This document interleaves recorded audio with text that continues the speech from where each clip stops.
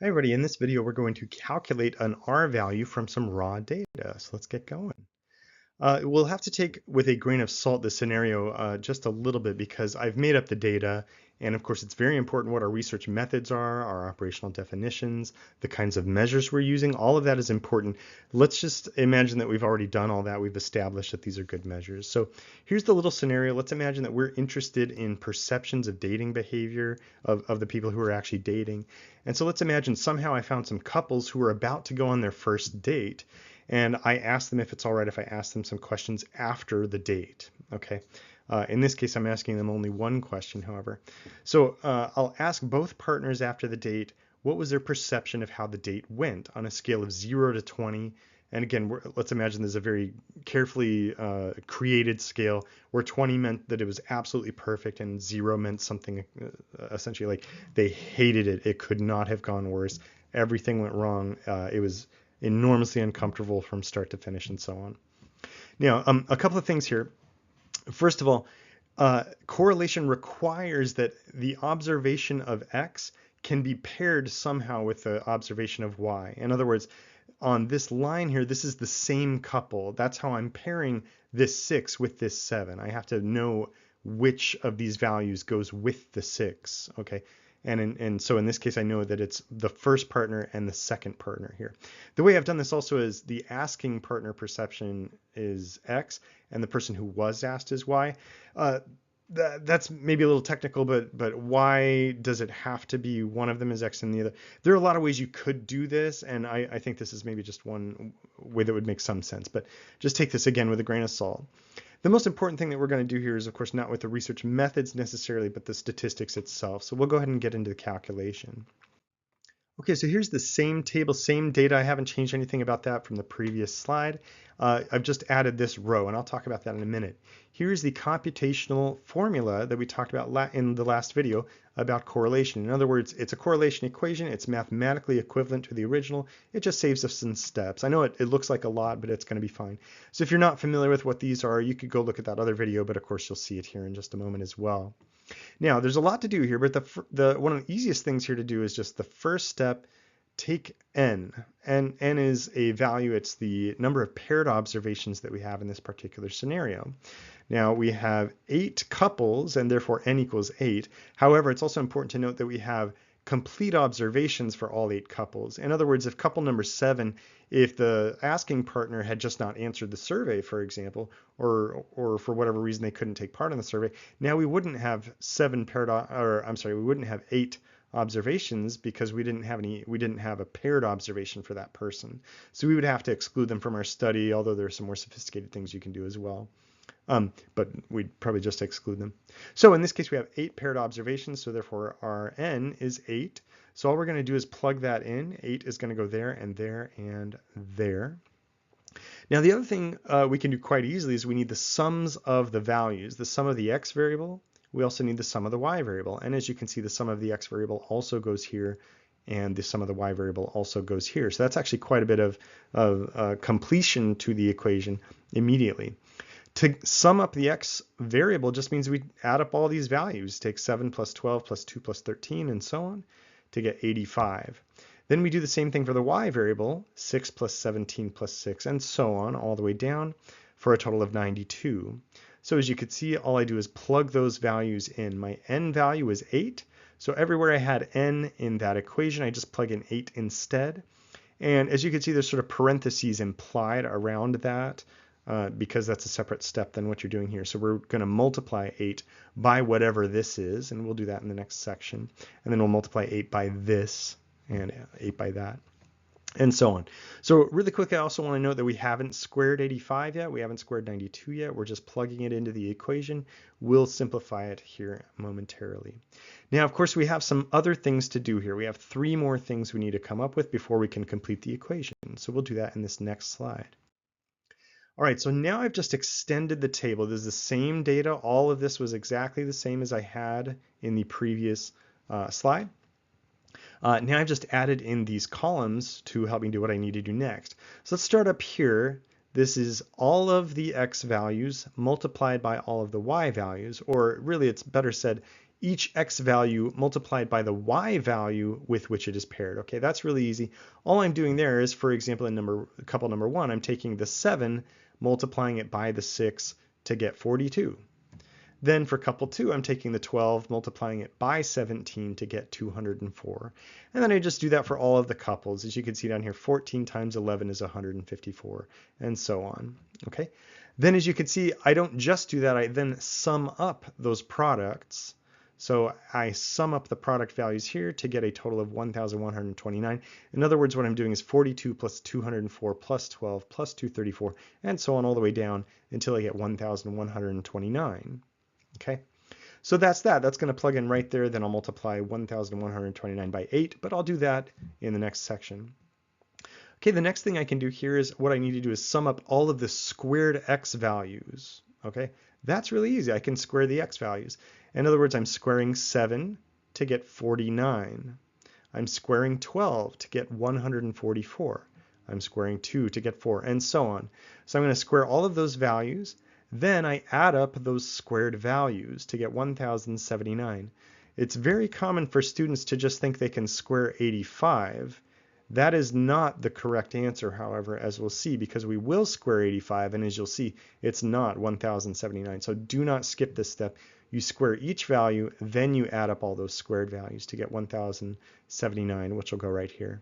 Same thing for the y values. 6 squared is 36, 17 squared is 289. And so on, right? So we do that for all those. We add up those squared values to get 1,312 from the y variable. Okay, now I simply plug those into the equation right here. So as you can see, this was the sum of the x and y products. This is the sum of the squared x values. This one is the sum of the y of the squared y values. Okay, so now my equation is complete. It's ready to go. Now all I need to do is the math to figure out where everything goes. Now a couple of points. Once again, we need to recall the order of operations here. Okay, you do things in parentheses first, and then you can start to look outside of the parentheses. Watch the squared values, exponents happen first, and all that stuff. So I'm going to do a couple of steps at the same time as we do this, just because we can. Okay, now here is, of course, the equation that I just had on the previous slide. I haven't changed anything yet. Okay, nothing is changed. One of the first things we can do here, of course, we can multiply 8 by 1,129. We can also multiply 85 by 92.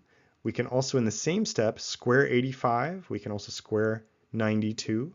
Let's at least do that. So 8 times 1,129 is 9,032. 85 times 92 is 7,820. 85 squared is 7,225. Again, remember, it's not 1,079. So if you got those should not be the same, right? So be very cautious about that.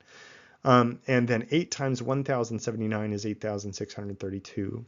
Over here, we can do the same thing. Just again, really I think the problem here is keeping track of what you're doing.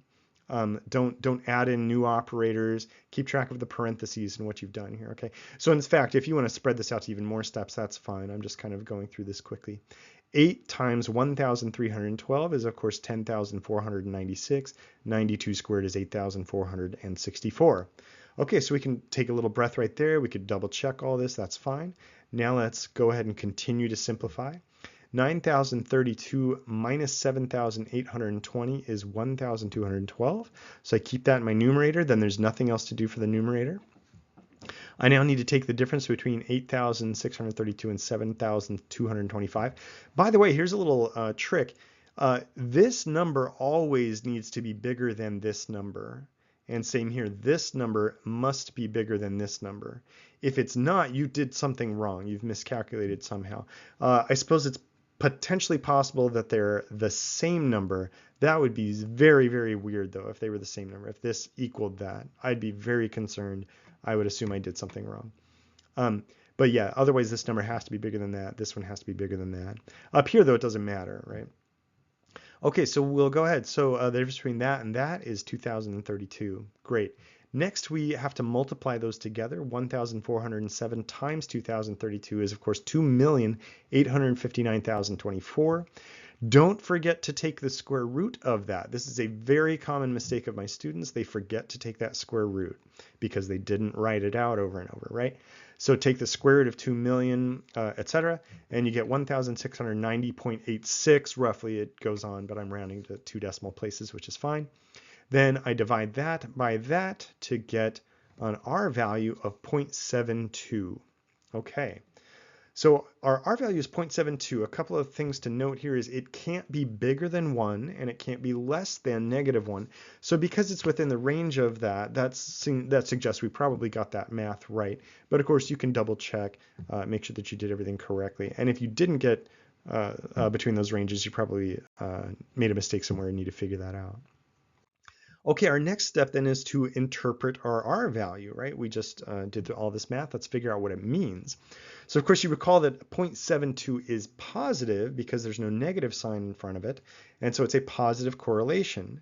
That means partner one's rating of the date was positively correlated with partner two's rating of the date. In other words, somebody who had a high rating, a partner who had a high rating, their partner also generally had a high rating on average. But it also means the opposite, that if a partner had a low rating, the other partner also tended to have a low rating, again, on average. Okay, let's now interpret the strength, of course. You recall that this is the metric I gave you, and again, it's a little bit subjective, but that's fine. As you can see, 0.72 fits in this rating. It's between 0.5 and 1. 0.72 is in between those, and it is positive, which is fine. We already knew that. So that's a strong relationship. In other words, we have a strong correlation between the partner's ratings regarding their date. So that's very interesting. Now let's look at this in a scatter plot. These are the same data, as you can see. So we had the asked partner's rating. I believe that was partner 1. Yes, that's right. And then partner 2 is the asking partner's rating. Unless I mix those up, it doesn't matter. It actually really doesn't matter. I'm saying that for real. And so if you plot that, as you can see, there's general trend line, and this one is actually calculated by the computer, shows that that's a strong positive relationship. In other words, the slope goes from the lower left to the upper right, indicating it's positive.